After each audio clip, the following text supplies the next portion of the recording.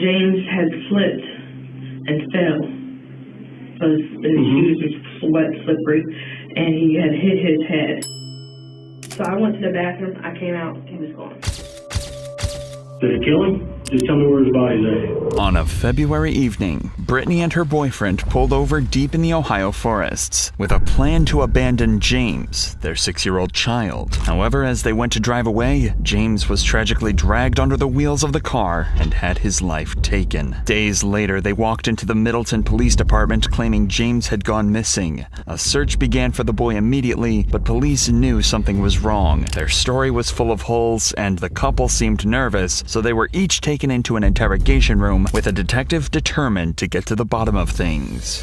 I'm Detective Hoover, okay? They called me and my partner out for anything to do with children. So this is real important, this part, is you have to be 100% honest with me with everything. Her boyfriend, who was also called James, was in another room at the same police station, and detectives are going to compare their stories. There were many red flags right off the bat in this case, as the couple claimed he had been missing for most of the night before they decided to contact police. If your 6-year-old had gone missing, you'd likely be doing everything you can to get them back as soon as possible, so the cops were sure something sinister was afoot. So, what happened? What time did you guys go to bed last night? Well, the kids go to bed at 9. Okay. And we normally go to bed at 10. Last time I knew, I told them all it was 9 o'clock, time for bed. So they all went upstairs to their rooms. And I went upstairs a little bit later to see if they were asleep. Sure. And they were all asleep. So then that's when I came down, waited a couple minutes just to see if they might have come downstairs or something. And then I went to bed. Okay. What time did you get up this morning? He woke me up at 8. He woke you up at 8? Okay. He said he tried to wake me up several times, but you don't I'm on remember? medicine, so... What kind of medicine do you take? I take anxiety meds. Okay. This is where I need you to be honest with me. It is what it is, okay? Do you use any other type of narcotics, drugs, illegal drugs, or anything? Do you smoke weed? Do you... Okay. You don't use heroin? You don't use... No, I've had family members that passed away from that stuff, and... Okay. Do you know... That pushes me away, so... Do you know if your boyfriend does? Does he use any type of dope at all? Not that you know of. Well, you would know more than anybody. That's what I'm asking. You're not going to get him in any trouble. I just need to know if you're being honest with me. That's what I'm trying to feel. I mean,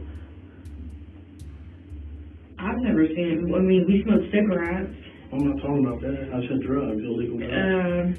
Of course. A lot of people smoke cigarettes. A lot of people smoke weed. A lot of people use heroin. I mean, he smokes weed, but that's the only thing I know. Okay, that's all. I don't know if he does anything else. Okay, you don't need to protect him. I'm getting a feel for you, if you're going to be honest. I just need you to be honest with me, honestly. Brittany appears to have a little trouble opening up about her boyfriend's drug habit. This can help the detective determine whether she is being honest in the future, as she should treat opening up about later details with similar ease. They continue to go over the details for the morning James went missing, but during this line of questioning, Brittany begins to show some concerning signs. What time did James say that he first noticed James missing, the 6-year-old missing? Well, I don't know what time he exactly got up, but he normally, every day, he gets up around 4, anywhere from 4 to 5, maybe sometimes a little later, but... When Brittany is asked more questions about her boyfriend, she appears to look up and to the left. There's a lot of contention around eye movements while recalling information. Some say the direction that someone looks is a direct tell for if someone is lying, but it's never a guaranteed indication. However, the mere act of suddenly avoiding eye contact with a detective while answering is a more solid sign, as many people associate eye contact with trust. Thus, it's often hard for people to maintain a gaze while lying, whereas those trying to argue the truth will often look directly into the detective's eyes to seem more believable. Has James ever been missing before? He was missing once before. How long ago was that? I want to say it was the first of the month, but it could have been later than that, but I know it was sometime this month. From that house? Yes. So he was missing once before from that house, and how long was he gone for? I don't know when he was outside, but he found him at the there's basement stairs? Well, he found him at the bottom of the basement stairs. I don't know what he was doing, but... Is there only one way to get into your basement? Yeah. outside? Mm-hmm. Okay. The fact that James has been missing before is another red flag for the detective. It's possible James is just an adventurous child and tries to slip away at every opportunity he gets. But it could also be a sign of abuse or neglect in the home. Either way, it's giving the detective all the more reason to be suspicious. I've been a policeman for 27 years. I've been assigned to detectives about 10 years. I've interviewed a lot of people, hundreds and hundreds of people over my career. There's something going on here. Something's not right here. I've done this, like I said, I've interviewed hundreds of people over my career, and, people get scared, they get themselves backed into a corner, and they don't know what to do. And my job is to help them through that, because sometimes it is what it is. Something happened, and parents freak out, and, don't know what to do. So is there anything else? Before I walk out of here, this is your opportunity to be 100% straight with me. I suspect James, or I got mad at the boy last night and I spanked him and he took off out the door, or just anything weird is fine to tell me. You're not going to tell me anything that's going to surprise me. Okay? No. I mean... Did you hurt your baby? No. Now, do you know? I love my kids. I would never. Okay. Do you know who hurt your baby? No. Do you know your baby's whereabouts right now? Okay. Do you suspect James is doing anything to your baby? No. Okay. You're 100% sure on that one? Yeah, he loves him like everybody does. Okay. Note that the detective is making a conscious effort to refer to James as her baby. This is in a direct attempt to exact an emotional reaction from Brittany. This kind of specific word holds a lot more weight than just kid or child, as it portrays James as more vulnerable. The detective is also trying to let Brittany know that he's sure something is wrong, and as he'll soon find out, his instincts are absolutely correct. What was the needle that we found down at the... There was a needle found at the side door. You know anything about that? So do you use needles for any of your medication? No, there's, the people next door do drugs. Okay, so maybe it was from one of them, is that what you're saying? Yeah. And Have you ever seen... we always see a whole bunch of people just walking in through the... Oh, yeah. Cutting through, basically. Yeah. Have you ever seen James use any needles? So, you said something about James does work, like doing electrical work for houses? Yes. Like rentals, I would assume? Yes. Alright. Like he gets them ready. Who does he work for? Taylor? That's the only thing I know his name is Taylor. And was Taylor just giving the keys of these? Are they all vacant, I would assume? I'm not Do they sure. go clean them out? What do they do? Do you know? I know when they put people out and they get evicted and they sit people's stuff out, I don't know if they sit it out, put it in the dumpster. I don't know what they do. Does he have like keys to the house, James? Does he have keys to the houses and stuff? I guess that he works for. Did he ever come in with a bunch? You would know. Does he come in with a bunch of keys or? He's always had the same key that he's had. But nothing like extra keys that you could have. Basically, I'm waiting for my guy to come here. He's going to do the polygraph for me. We'll just kind of go from there. Brittany now tries to avoid the questions regarding her boyfriend's drug use. But if she does agree to take a polygraph test, then the truth could finally be revealed. All this time, there have been people searching for James, hoping to find signs of life. But as we'll later find out, his body isn't anywhere near where they're looking. I'm getting a story that is totally different than what you've told me. And I don't know why James is telling me that, but that's what he's telling me. He's wanting more detail than that. Okay, but I'm not going to share that with you. I need to know what happened last night with your boy, your 6-year-old. A 6-year-old just doesn't get up and walk out the door, okay? There's more to the story than what you're telling me. Okay, I've talked to James. My partner's talked to James extensively, and James is coming off of this slowly. I would suggest for you, just tell me the truth now. He may have told you more now. I don't know. I've been in here with you. Okay? But James has said he took a deep breath, and I suggest that to you. Take a drink of your pop, take a deep breath, and just tell me what's going on here. Now Brittany finds herself in a position where she might doubt exactly what James has told detectives in the other room. And she finally cracks. James told me to get rid of the kids. Okay. And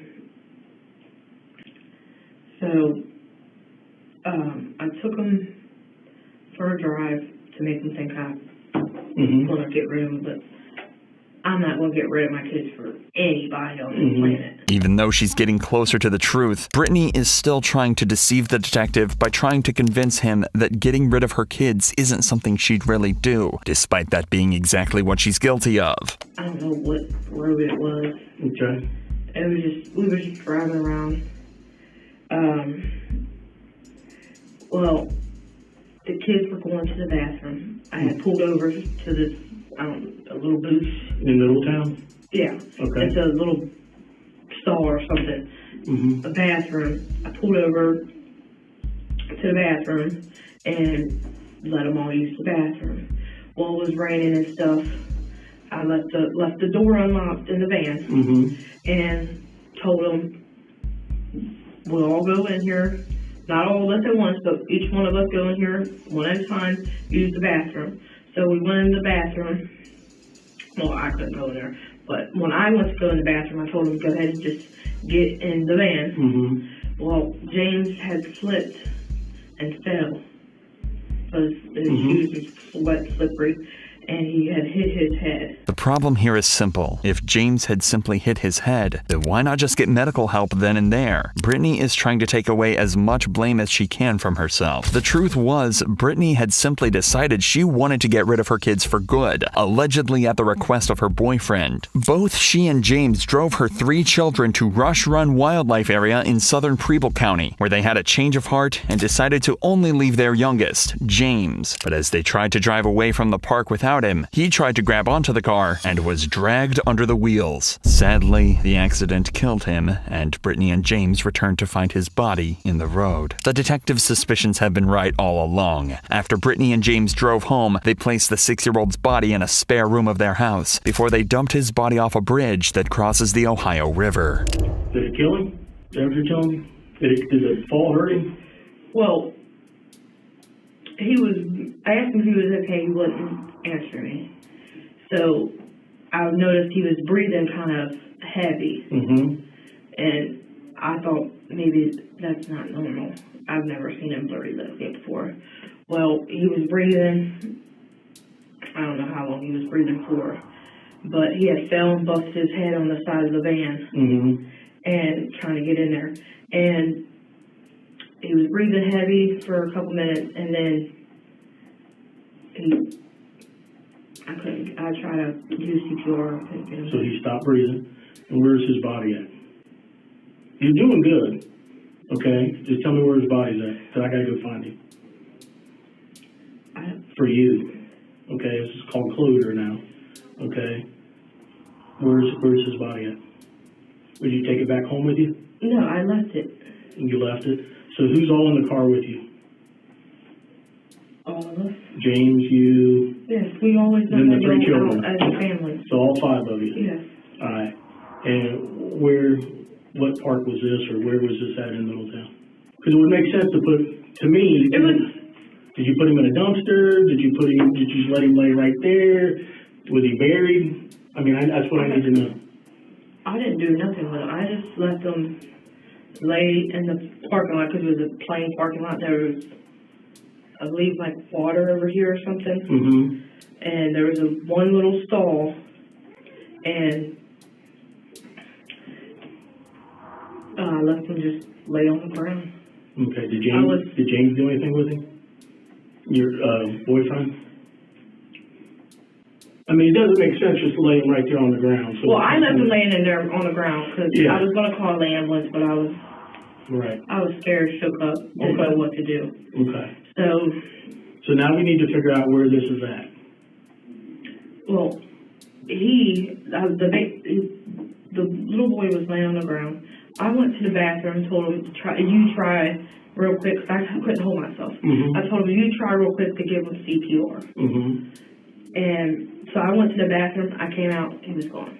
Regardless of how true her story is, Brittany has now told the detective that James is dead. The priority is to find him. After Brittany details the moment they dumped his body, police are able to search the area, but despite their best efforts, they would never find him. Brittany would plead not guilty by reason of insanity, claiming that she had a learning disability and did not understand what was happening. But an evaluation by a psychologist showed that she was competent to stand trial. Of course, both were found guilty, and Brittany would face the harshest punishment. She would be sentenced to murder and child endangerment, totaling 21 years in prison. James, on the other hand, was found guilty of kidnapping, child endangerment, and gross abuse of a corpse, and would be given the maximum sentence of 19 years.